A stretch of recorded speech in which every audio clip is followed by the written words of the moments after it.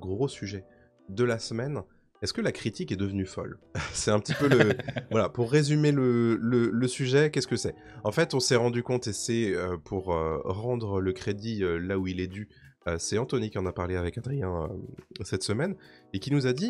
Anthony, attends, précision. Anthony, donc, qui est un viewer, un auditeur de Pop News et qui est sur notre Discord avec qui on discute régulièrement, comme beaucoup d'autres sur le Discord. Donc, n'hésitez pas à venir sur le Discord. Justement, Exactement. ça nous permet d'interagir et d'avoir des super idées qu'on peut repiquer. Voilà, même si on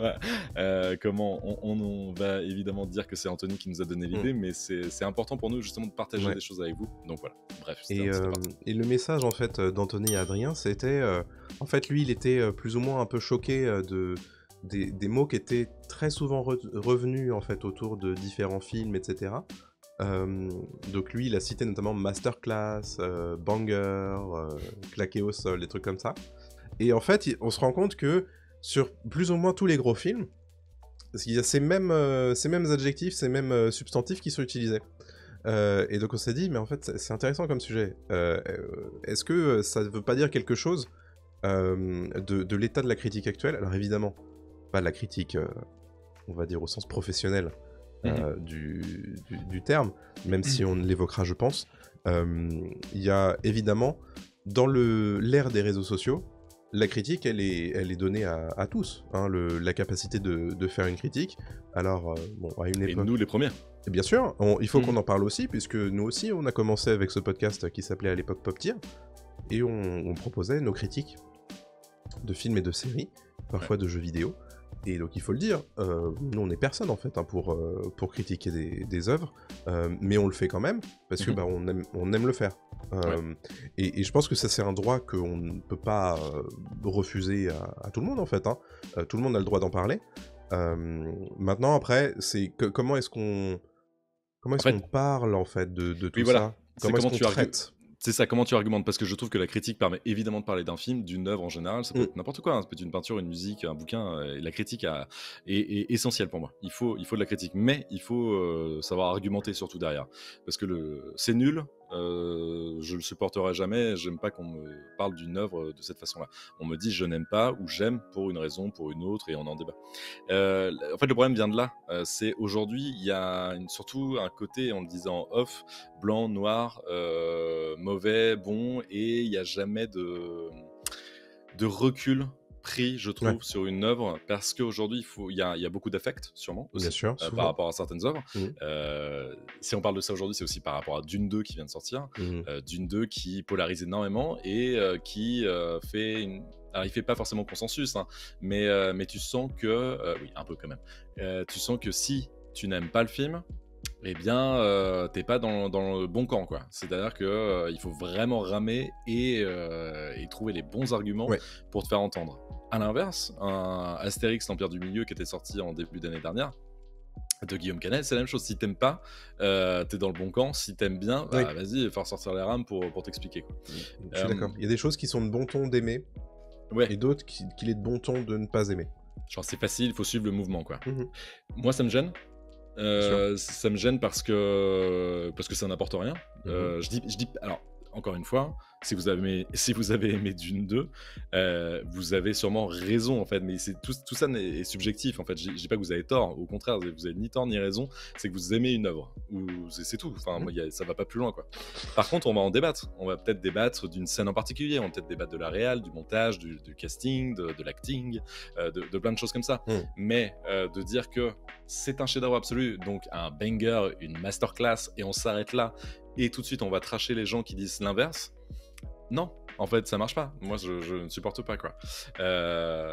Heureusement, la critique professionnelle ne fait pas ça, parce que sinon, ça n'aurait aucune valeur, hein, ça n'aurait plus rien. Mais tu sens, comme tu l'as dit, que c'est de bon ton, parfois, voilà, de suivre un mouvement particulier, quoi. Oui. Je sais pas ce que t'en penses, toi. Non, mais je vois les blagues sur le chat de Twitch. D'ailleurs, rejoignez-nous sur Twitch, hein, tous les lundis à 20h30. J'ai Arnaud qui dit pareil, moi aussi je respecte entièrement ton droit d'avoir tort sur Dune 2, ou Franck qui nous dit vous avez le droit de ne pas aimer Dune 2, mais si c'est le cas, je pense que vous devriez consulter. Bon, c'est rigolo. Mais non, mais ce qu'on veut dire, je pense, là-dedans, c'est que souvent, il n'y a plus vraiment de place à la nuance.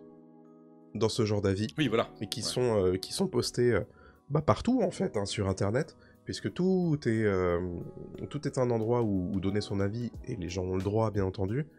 Moi, ce que je regrette, c'est souvent la forme de ces avis, où tu vas avoir les avis Google, les avis Allociné, les avis Rotten Tomatoes, les avis sur Twitter, qui sont les formes, on va dire, les plus courtes d'avis.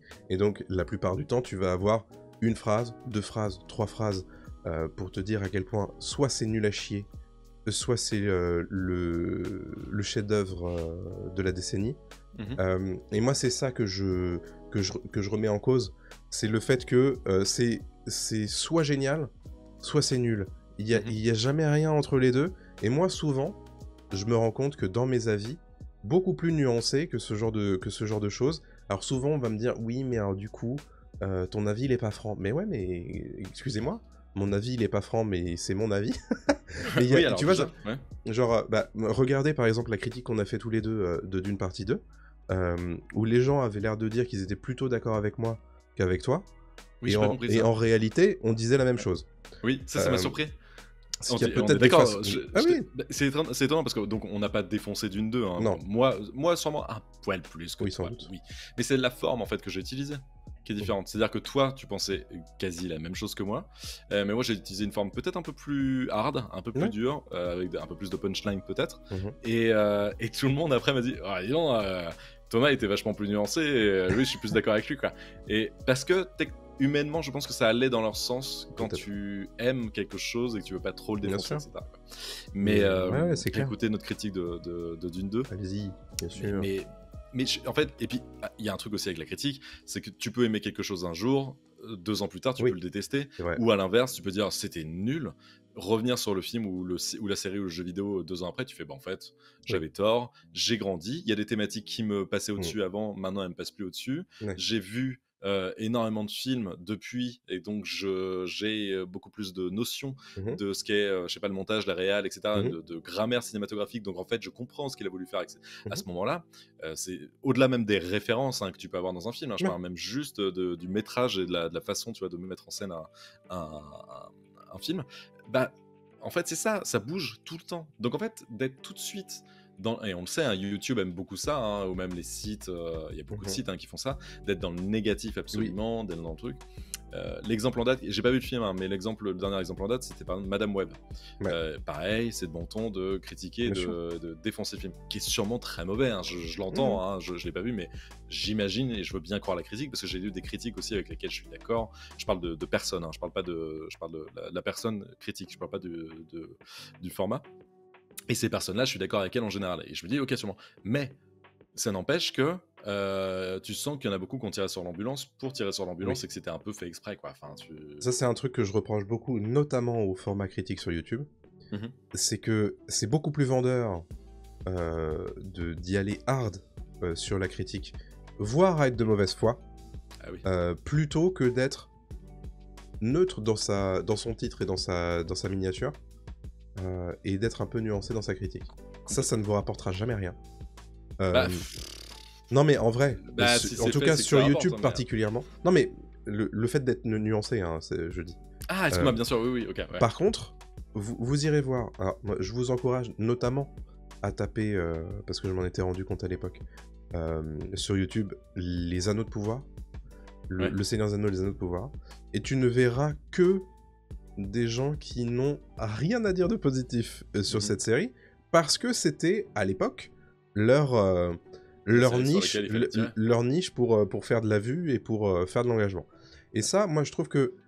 Alors du coup, le réseau social me donne tort, mais dans le sens où je trouve que c'est pas s'engager vers de l'apaisement que de toujours donner dans la mauvaise foi et de critiquer négativement tout le temps. Mais ça fait partie aussi, et il faut qu'on en parle, parce que la critique, elle est aussi maniée par la critique installée, la critique professionnelle, mais aussi par les influenceurs qui ont de plus en plus d'importance. Et ces influenceurs qui sont aussi dans le canal, on va dire, des attachés de presse, qui vont leur proposer d'aller voir les films, et donc d'en parler. Alors, Bien entendu, dans la critique ciné, il y a beaucoup d'influenceurs de qualité. Il y en a aussi qui font ça pour aller à des avant-premières et pour se faire mousser un peu. On peut le dire, nous, on a vécu ces avant-premières-là assez souvent, parce qu'on a fait beaucoup d'avant-premières de presse. On sait qu'il y avait 2 camps à chaque fois. Il y avait le camp des journalistes critiques, presse, généralistes ou spécialisés, et de l'autre côté, les influenceurs qui faisaient en général, je vais faire le boomer, mais qui faisaient beaucoup de bruit, hein, et qui étaient là un peu juste pour se faire voir, ou voilà. Et c'est normal, c'est leur métier. Hein. Mais c'est leur métier aussi. Hein. C'est leur métier, c'est le métier d'influenceur. Hein. C'est le métier d'être j'étais à cette promo, etc. Et les marketeurs et les agences de com sont pas idiotes, hein, elles savent bien que c'est ça qui fonctionne. Donc voilà, faut plus se battre quand tu es un média qui débute qu'un influenceur qui débute. Un influenceur touchera beaucoup plus facilement et viralement des internautes. Mais oui, alors ça c'est un autre sujet aussi, hein, mais qui est un sujet important sur la critique. Est-ce que on dit souvent, s'il y a un critique qui est vendu, notamment dans le jeu vidéo, on dit oh là là, il a dû récupérer un chèque de l'éditeur du jeu vidéo pour mettre une bonne note à ce jeu, alors que tout le monde dit que c'est nul, etc. Comme si un journaliste ou une journaliste ne pouvait pas avoir de libre arbitre et ne pouvait pas décider pour lui-même ou elle-même ce que vaut une œuvre, voilà. N'oublions pas aussi qu'on n'est pas en train de parler de politique à ce moment-là. Et c'est ça qui me dépasse parfois, c'est qu'en fait les gens vont sûrement parfois un peu trop loin en se disant oh là là, il a mis une mauvaise note à cette œuvre, il a dit que c'était horrible, etc. Ça reste du cinéma, ça reste de la télévision, ça reste du jeu vidéo. Faut redescendre aussi, quoi. Et donc il y a beaucoup de gens qui s'excitent, tu vois, pas mal, comme si on avait kidnappé leur famille, quoi. Et tu fais non. On redescend un peu, c'est juste de la fiction. Non mais c'est vrai, c'est important aussi. C'est un truc qui est très présent notamment dans les notes sur les sites de jeux vidéo, où les gens se font un avis sur des trailers, sur parfois des démos qui n'existent pas, et ont déjà leur note en tête. Et si la note du site qui est donnée ne correspond pas à ce qu'ils avaient envie, tu peux être sûr que les commentaires vont brûler, quoi. Et ça c'est un truc, je pense qu'il faut qu'on en parle aussi, c'est que la critique c'est aussi quelque chose dans lequel il y a la prévalence du système de notation. Chez Allociné, c'est des notes de 0 à 5. Sur tous les magazines presse papier, tu vas avoir des notes, que ce soit des étoiles ou des petits emojis chez Télérama ou des trucs comme ça. Évidemment, il y a Rotten Tomatoes, avec le pourcentage des notes critiques et le pourcentage des avis publics. Mais aussi le CinemaScore. Le CinemaScore, c'est des projections qui sont organisées pour du public en amont d'une sortie de film et qui vont proposer aux gens de noter le film sur l'échelle de notation, on va dire, américaine, avec le A+, le A, le A-, le B+, etc. Et donc tout ça, en fait, ça fait partie de ce gigantesque marché qui est celui de la critique, qui est évidemment important parce que ça fait quand même bien de mettre des jolies étoiles sur ton affiche, ou des jolis avis sur ton affiche, ou dans ton trailer. Mais je ne sais pas, à l'heure actuelle, si c'est aussi important que ça pour les gens, pour qu'ils aillent voir les films. Ça, c'est une question que je me pose.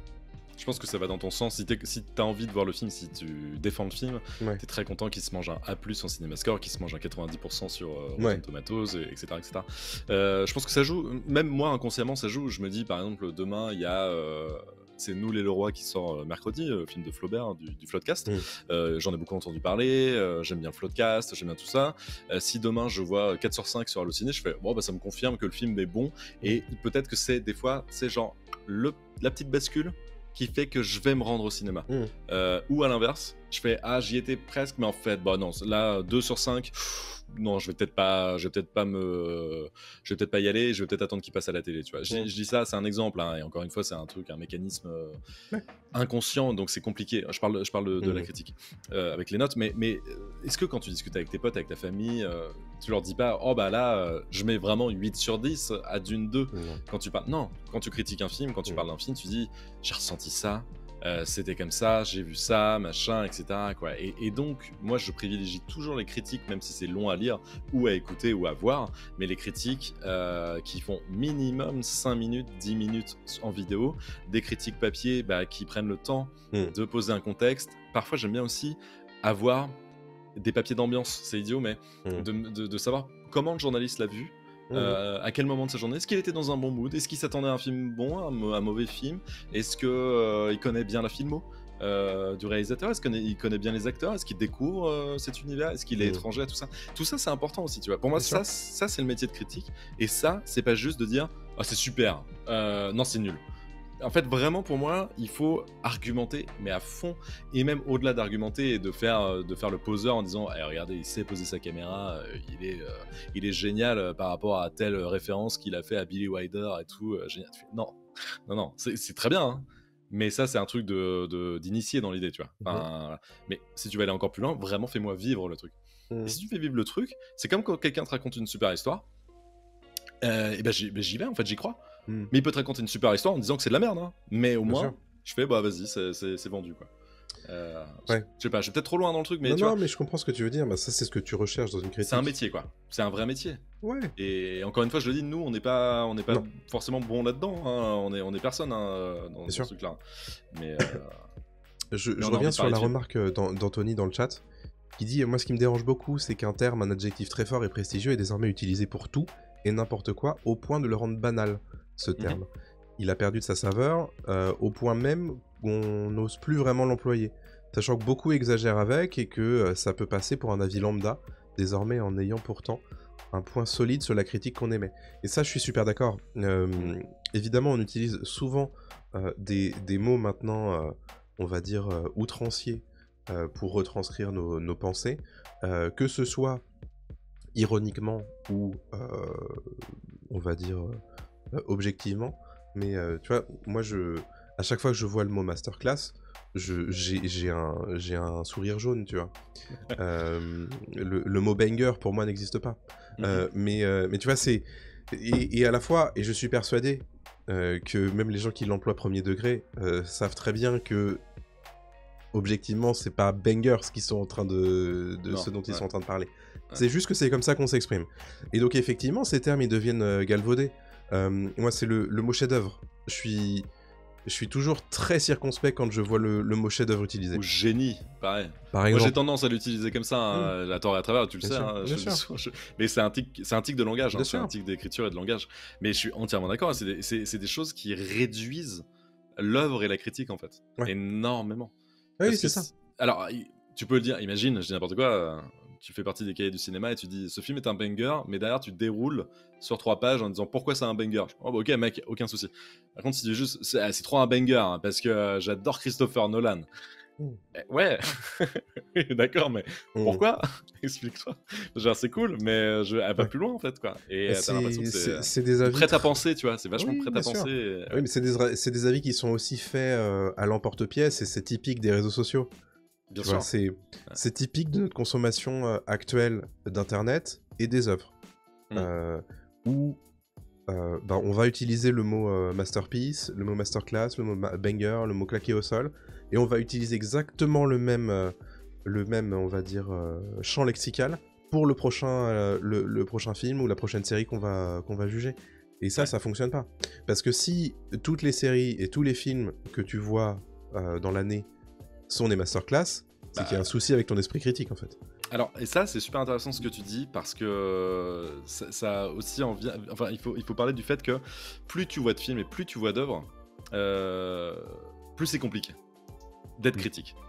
Et je sais plus qui disait ça, c'est un cinéaste qui disait ça, que justement, c'est difficile d'être critique de cinéma, parce que si tu te manges une centaine de films dans l'année, t'as plus assez de recul, en fait, sur ce qu'est une œuvre et comment l'analyser, quoi. Je crois aussi, je veux pas me tromper, je crois que Christian Bale voit très peu de films parce qu'il veut pas se lasser de son médium. Il veut pas, tu vois, perdre le goût et l'appétence qu'il a pour le cinéma.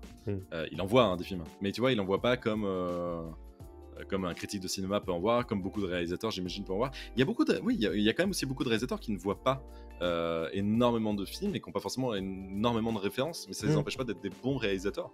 Ouais. Et ça, c'est intéressant aussi en termes de critique, parce que tu as l'impression que des fois, c'est une boulimie, notamment sur YouTube, genre tous les 2 jours, tu as des créateurs de contenu qui vont faire la critique d'une série, d'un jeu vidéo, d'un film. Tu te dis, mais alors déjà d'une, bravo parce que vous arrivez à trouver le temps de le faire, super. 2, au bout d'un moment, en fait, vous êtes plus légitime, parce que tu peux pas passer du spectre de dire d'une 2, je vais te faire 20 minutes de vidéo en disant que c'est génial, et le lendemain, tu vas dire Shogun, je vais te faire 20 minutes de vidéo pour te dire que c'est super. Enfin, non, au bout d'un moment, tu peux pas faire tout ça, et le surlendemain, tu vas parler de Barbie en disant que c'est nul, etc. Enfin, je comprends pas en fait comment tu peux être aussi prolixe. En tournant, enfin pour moi tu tournes en rond en fait, tu tournes à vite. Les gens sont bien obligés, enfin les gens dont tu parles là tout de suite, et justement, sont bien obligés en fait d'aller chercher le dernier truc dont on parle. Tu vois, c'est un gagne-pain. Bien sûr. Oui, mais tu vois, prends une rédaction de magazine de critique. Il y a plusieurs personnes qui ont des appétences particulières et définies. Et bah, on va plus mettre machin sur des blockbusters, l'autre sur les films d'auteur, l'autre sur les films français, etc. Bah, il y a déjà plus de logique, tu vois. Si demain, je dis n'importe quoi, il y a un Truffaut qui ressort et qu'en fait ça devient le banger du moment et dont tout le monde parle, t'inquiète pas que tous les youtubeurs cinéma vont se lever en disant c'est génial en fait. Putain, hey, Truffaut, vous savez pas, mais attends, mais moi Truffaut je le connais sur le bout des doigts. Truffaut, moi j'ai toute la filmo à la maison, quoi. Parce qu'ils seront allés vite fait à la Fnac acheter la collecte, tu vois. Ou pas. Non, je déconne, je grossis le trait encore une fois, tu vois ce que je veux dire. Mais il y a un côté un peu genre, c'est pas grave en fait de pas maîtriser, tu vois. Ouais, c'est pas grave. Genre, oui, en fait, c'est un truc que j'ai beaucoup ressenti, moi, à l'époque où je traînais un petit peu mes guêtres du côté des vrais journalistes. C'est que, en fait, personne n'assume plus ou moins de pas maîtriser certains sujets. Ah oui. Tu vois, tout le monde te dit ouais, c'est super, non, machin. Et en fait, et après, est-ce qu'on peut vraiment dire que t'es pas spécialiste, quoi? Parce que dans le sens où, même si tu regardes 100, 200 films ou séries dans l'année, est-ce que t'as le droit aussi d'être spécialiste généraliste? Oui. Non. Mais bien sûr. Non mais oui, t'as le droit d'être spécialiste généraliste, tu peux être généraliste, et nous je pense que c'est ce qu'on est d'ailleurs. On voit beaucoup de choses et c'est assez varié, il y a une variété de choses qu'on voit, on passe de plusieurs thématiques à d'autres. C'est pas ça que je veux dire, c'est juste que je me targue pas d'être par exemple le spécialiste absolu d'une œuvre qui sort en fait. Bah oui, bien sûr. Bah oui, mais il y en a beaucoup en fait. Oui, c'est vrai. Et justement, ils vont asséner le tout en disant mais attendez, vous avez vu ce qu'ils ont fait de mon personnage et tout. Ouais. Et tu fais gars, en fait non, enfin je comprends pas pourquoi tu te permets de dire ça. Alors déjà d'une, encore une fois, on redescend, ça reste du cinéma, ça reste de la fiction, etc. Deux, on sait très bien que c'est parce que bon là je m'attaque plus aux youtubeurs quand je dis ça. Il y a beaucoup d'arguments d'autorité dans ce genre de vidéo. Et en fait c'est ça, et donc c'est ce dont on parle en fait, banger, masterclass, des trucs comme ça, qui veulent tout rien dire, c'est des mots valises nuls en fait, et ça sert à rien. Bon, faut qu'on fasse gaffe nous tous les deux par contre si un jour on nous prend à dire banger et masterclass. On fera confiance évidemment à notre public pour nous remettre dans le droit chemin si ça arrive, bien sûr. Mais tout ça en fait pour dire, moi ce que je retiens de tout ça, c'est qu'en fait il y a une espèce de brouhaha d'avis tous, enfin que les réseaux sociaux gerbent en fait à longueur de journée, et c'est difficile en fait de faire en sorte de profiter de ton œuvre en ton temps et de laisser former ton avis alors que t'es toi-même dans ce brouhaha-là, dans le sens où souvent, je sais pas quand est-ce que vous avez vu Anatomie d'une chute, mais moi je l'ai vu très très tard. Je l'ai vu, il avait chopé son César déjà, donc c'est vraiment très très tard dans le run de sortie du film. Est-ce qu'on peut pas dire aussi que la critique et le bouche à oreille influencent quelque part ton avis sur telle ou telle œuvre, puisque évidemment que y a certains films que tu découvres pas day one au cinéma. Mais là c'est un autre sujet. Là tu parles de l'impact de la critique. Ouais. C'est autre chose pour moi. C'est un autre sujet, mais qui pourrait faire un gros sujet de l'émission. On pourrait se regarder plus tard. Mais oui, évidemment que ça impacte un avis, c'est normal. Une hype se crée autour d'un bouche à oreille. Et encore, est-ce que c'est de la critique? C'est juste du bouche à oreille, c'est de dire putain, le film il marche. En fait, c'est ça, le film il marche au box-office. 2, il a des bons retours critiques, certes, et les spectateurs, tu vois, en parlent bien. Mais ça veut dire que c'est des critiques, tu vois, absolues. Genre. Moi, ça a marché par exemple sur Anatomie d'une chute, parce que c'était déjà pas les mêmes personnes qui parlaient d'Anatomie d'une chute que les personnes qui parlent de Dune 2. Tu vois ce que je veux dire? Anatomie d'une chute, c'était déjà un film qui sort de nulle part dans l'idée. On s'attendait pas du tout à ce que ça marche. Il y a une polémique au Festival de Cannes, il a gagné Cannes, donc déjà ça met les choses en place. Déjà voilà. Dune 2, suite d'un film qui a bien marché, d'un coup il y a une fanbase qui s'est créée autour du film, donc voilà, on parle pas des mêmes critiques entre guillemets pour le film. Moi ça a mieux marché Anatomie d'une chute parce que c'était plus fin, plus subtil, mieux amené, pas forceur. Genre on me dit le film il est bien, ok, pour quelle raison? Parce que j'ai jamais eu aucun spoiler de trucs. Et pourtant, le film pourrait. Dune 2, tu sens que on lâche les chiens et c'est là, le film, c'est tartoche de compliments. Et même tout le monde s'y met, les gens de la profession y vont parce que c'est de bon ton de le faire et tout. Tu fais bon. Et tout n'est pas parfait. Je m'égare peut-être encore, mais et puis il faut qu'on passe à autre chose après. Mais en ce moment, il y a la rétrospective de James Cameron à la Cinémathèque. Donc Cameron est venu à Paris, il a beaucoup parlé, il a été interviewé dans les médias et il disait quelque chose de, je trouve, très intéressant. Il revenait sur Terminator, qui sont des chefs-d'œuvre, Terminator 1 et surtout Terminator 2, qui est vraiment, lui, je ne l'emploie pas, pour moi, c'est un vrai terme que j'utilise là, c'est chef-d'œuvre, c'est un chef-d'œuvre pour moi. Terminator 2, pour énormément de raisons, mais lui, il dit, il y a 30 ans, j'aurais pas, si je faisais le film aujourd'hui, je n'aurais pas refait le même film. Et on lui demande pourquoi, il dit parce qu'en fait, j'ai vachement trop mis en avant les armes en fait. Et je trouve que mon film valorise énormément les tueries, les armes, justement, tu vois, cette action débridée. Il fait aujourd'hui, ça me rend malade parce que je vois dans mon pays, et etc., etc. Donc en fait, non mais c'est con, mais on aurait eu un film différent. Ah bah bien Donc sûr. En fait, ce que tu critiques aujourd'hui n'est pas la même chose que tu critiques il y a 30 ans. Et tout ça, c'est on peut plus faire ce qu'on faisait il y a avant, etc., etc. Tu vois, donc tout change aussi en permanence. Donc en fait, rien n'est figé dans le temps. Et c'est pour ça que quand on me dit c'est l'Empire contre-attaque de 2024, quand on me dit c'est le film de... Non, tout bouge, tout évolue, et en plus c'est chiant de comparer les choses à d'autres, voilà. Et je termine juste sur un dernier truc parce que j'ai envie de parler, excuse-moi. Vas-y. Shogun par exemple, la série de Hulu aux États-Unis, donc sur Disney+, qui est une très bonne série. On l'a tout de suite. Qu'est-ce qu'il a fallu faire? Il a fallu comparer ça à Game of Thrones en mode japonais. C'est vrai. Le créateur a dit pas du tout. En fait. Non, pas du tout. Arrêtez, en fait, c'est pas ça que je veux, quoi. Mais il faut toujours critiquer en mode. Moi, je sais que Game of Thrones c'est bien. Alors bon, bah, on va dire que Game of Thrones c'est ça. Et tu fais non. Bref. Oui, non, mais parce que la rapidité d'exécution, quand même. Exact, il faut du prêt-à-penser, il faut du clac, ça c'est quoi? C'est médiéval un peu, voilà, Shogun, il se tape avec des... Bon allez, vas-y, il y a de la politique, c'est Game of Thrones. Et c'est chiant, quoi. Ce sera sans doute le mot de la fin, je vais le laisser à Lactique dans le chat, qui dit que, évidemment, il faut pas oublier les agrégateurs de critiques, on en a parlé avec Rotten Tomatoes et Allociné, mais aussi le fait qu'on a tellement de choix dans... Les critiques en fait, que ce soit professionnel ou influenceur et autres, on peut se permettre de filtrer et suivre les critiques qu'on apprécie. Et ça, c'est quelque chose qui est très important. Se rappeler que une critique, ça reste le reflet d'une subjectivité. Et si vous vous rendez compte que, à force de lire ou d'écouter ou de visionner telle ou telle personne qui fait de la critique, vous vous rendez compte que souvent, vous êtes relativement d'accord. Bah, peut-être que c'est quelqu'un que vous allez plus souvent lire, plus souvent écouter, plus souvent visionner. Et ça, je pense que c'est important aussi de se dire, évidemment qu'on peut pas tout regarder. Évidemment qu'on peut pas jouer à tout.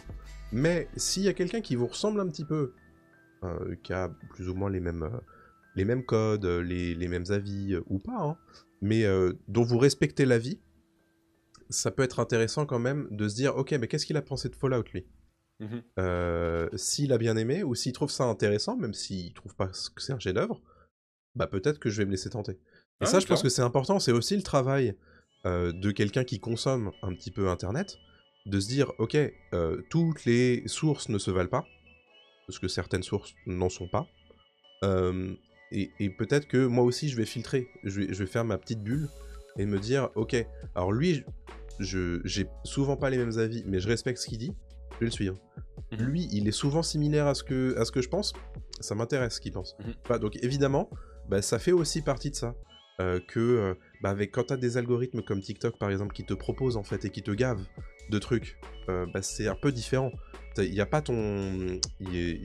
pas ta passe à toi d'esprit critique pour te dire ouais, mais lui en fait ça m'intéresse ce qu'il dit. Alors que ça peut être n'importe qui va arriver sur ton feed TikTok et c'est complètement différent. Mais heureusement que l'humain est fait comme ça. Heureusement que l'humain n'est pas bloqué, tu vois, dans l'idée sur des idées arrêtées. Certaines personnes, j'imagine que oui, mais moi, je préfère 100 fois être remis en question sur mes goûts en disant ah oui en fait non mais oui allons-y en fait il y a un film là je sais pas un polar qui va sortir, je suis pas très polar mais là le truc on m'a convaincu, on me l'a super bien vendu, bon allez vas-y en fait j'ai envie d'y aller, j'ai envie de le tester quoi. Mais si tu restes toujours dans ton précaré et ton schéma de pensée prédéfini, oui, là, tu vas te faire chier, quoi. C'est l'intérêt d'un critique, c'est là où les critiques sont. Ouais. Et puis, c'est l'objectif aussi du radar des sorties qui va arriver et de notre section reco, de vous dire ce qui sort et de vous dire ce que nous, on a retenu. Comme ça, vous pouvez savoir aussi, parce que, évidemment, on n'a pas le temps de tout faire. Hein. Donc, au bout d'un moment, il faut bien pouvoir trier. Donc du coup, nous, on fait déjà un tri pour vous. Et ensuite, on est à l'écoute évidemment de vos propositions, notamment sur Discord, et de vos recommandations à vous aussi, ça nous intéresse. Complètement. N'hésitez pas à le dire en commentaire ce que vous pensez du sujet, et ce que vous pensez de la critique, du métier de critique, de la critique en général. Est-ce que vous en lisez beaucoup déjà? Est-ce que vous en regardez aussi? Est-ce que vous en écoutez? Il y a énormément de podcasts de critiques. Bien sûr, énormément. En français, mais aussi en anglais, ailleurs, etc. Il y a un dernier truc. Vas-y. Il y a un dernier truc que je voulais dire, c'est pas parce que la critique est professionnelle qu'elle est forcément meilleure. Hein. Moi, il y a plein de critiques professionnelles que je déteste lire. Bien sûr. Parce que c'est foutu pas comme une critique que j'aimerais. Je déteste par exemple les critiques qui te racontent le film. Et il y en a énormément. Ça me gonfle. Et donc du coup, voilà, c'est le genre de truc. C'est pas parce que t'es payé pour aller voir un film que t'es forcément plus légitime pour moi. Hein. Ouais, tout à fait. Mais c'est intéressant, je rebondis là-dessus, c'est un peu ce que je voulais dire sur le côté... Qu'est-ce qu'une critique? Nous, quand on a fait Pop Tier, on a fait attention par exemple à faire une critique sans spoiler. Bien sûr. Et on a posé la question, et c'est pour ça qu'on a arrêté après, parce qu'on s'est rendu compte que beaucoup de gens nous écoutaient après coup, en fait, après avoir vu le film, après avoir vu la série, après avoir joué aux jeux vidéo. Et en fait, l'idée, c'était de se dire... Ah, donc la consommation de la critique, elle vient de là, en fait, elle est comme ça. Et il n'y a pas forcément une critique pré-visionnage ou pré, tu vois, jeu. Et donc, en fait, chacun a sa façon de manger et de voir la critique. Et je veux vraiment terminer là-dessus. Et là, il faut vraiment qu'on passe à autre chose, parce que l'émission commence à durer. Il y a beaucoup de gens qui voient la critique comme, encore une fois, quelque chose de j'ai gagné, j'ai perdu. Il faut absolument que ça aille dans mon sens, sinon, en fait, ils ont tort. Non, en fait, non. C'est-à-dire que moi, je n'aime pas Dune 2, mais j'aime beaucoup lire vos avis contraires, parce qu'il y en a beaucoup évidemment dans le chat, et j'aime beaucoup lire des critiques inverses de ce que je pense. Bien sûr. Parce que c'est intéressant de me dire, ah ok, donc lui il a vu ça, moi je l'avais pas du tout vu comme ça, peut-être que moi j'ai tort, peut-être que moi j'ai envie en fait finalement de revoir le film pour me dire que là-dessus, au moins j'admets que c'est quelque chose que j'avais pas vu, etc. Faut vraiment être humble vis-à-vis de... Bien sûr. Non, mais de ce qu'on dit et de ce qu'on Exactement. Critique quoi. Bon, bref. Évidemment, sur YouTube et Dailymotion, on attend vos commentaires sur ce grand débat. N'hésitez pas à nous dire ce que vous pensez de tout ça.